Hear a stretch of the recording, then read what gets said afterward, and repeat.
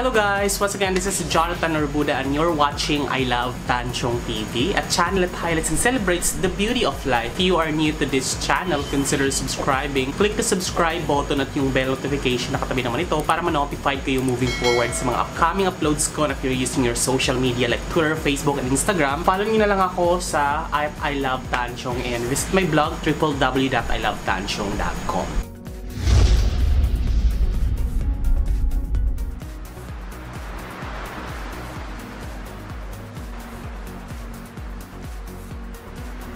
So guys, ito ngayon ay nagpadala sa atin ng food. So titingnan natin kung anong meron nito. Ito ay galing pa to ng Binangonan. Pinalala-move niya. Oh, there. Oh, in fairness ha, mukhang okay to. Mukhang maganda tong product na pinadala sa atin. Ito ay roasted peanut with garlic chips, spicy, Kutkutin Corner by Mami Elma Cooks. So, Facebook nila ay Mami Elma Cooks. Instagram nila ay Mami Elma Cooks. So, itong ganito guys, ito ay 300 grams. Ito ay roasted peanut with garlic chips. What I love about it is, may mga roasted peanut naman kasi na mabibili natin, di ba, sa labas. Pero ito kasi bongga to dahil nakagarapon siya. Plastic yung garapon niya guys. Pero 300 grams yung isang ganito niya. Ito yung makikita niyo. Sobrang bongga nito kasi pwede siyang dalhin kung saan saan. Pwede mo siyang kainin ng pangmatagalan. Kasi ganito siya karami oh. Di ko lang alam kung magkano ang price nito. I'll put the link down the description below kung saan nyo ito pwedeng ibilhin. And then kung magkano, check nyo lang sa kanilang online fan page sa Facebook at saka sa Instagram. Mukhang decent naman ang kanyang packaging. Gusto ko yung packaging talaga. When packaging tayo titingin kung export quality. Kasi kung plastic lang naman, well, we can buy like an amounting of 50 pesos yung mga gano'n-gano'n, naka-plastic lang. Pero hindi siya pang-export. Kasi kung nakagarapon siya, pang-export talaga ang kanyang quality. So, there. And then, may isa pa. Pang okay itong, may mga isa pang padala. Ay, bongga. Ano kaya to? Ay, bongga! Ah, ano kaya? Ito.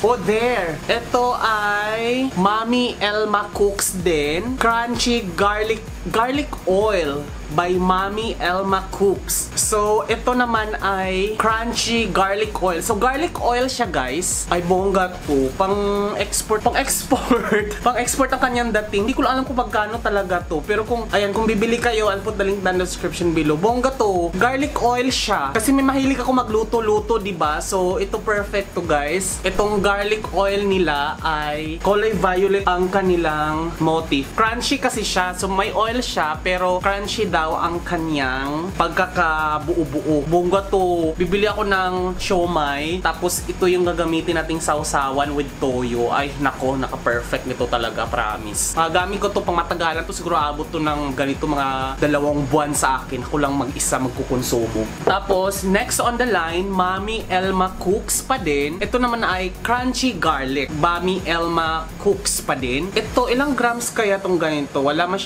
silang dinisclose kung ilang grams yung isang ganito, pero ganito kalaki sila. Bongga to dahil garlic oil. Magkaiba lang sila kasi itong may oil, ito naman buong garlic na pina-roasted or parang crunchy. Pwede to pang timpla. Ito kutkutin to. Pwedeng kainin natin to. So titikman natin to guys kung okay ba ang kanilang panlasa. Tikman ko lang tong ano guys. Ito kung masarap ba siya. So syempre pa mag-alcohol na ako kasi takot na ako.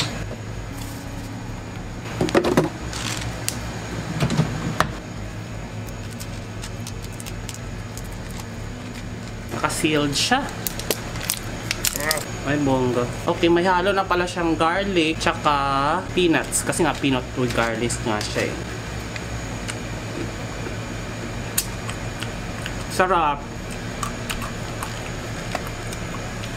Sarap siya papakin. Sa bahay ka, nagtatrabaho ka, kaya nanonood ng movie.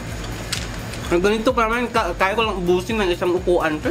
Ayan guys, bongga to. Tumatanggap sila ng reseller. So, yung mga taga-kapitbahay ko na may mahilig mag-reseller nito, pwede na siyang i-contact para maging reseller nitong product na to. And then, sa Binangonan pa ito galing. Well, kung mag-reseller kayo nito guys, isa lang naman na masasabi ko, well-packaged siya. Hindi siya nakakahiyang i-sell.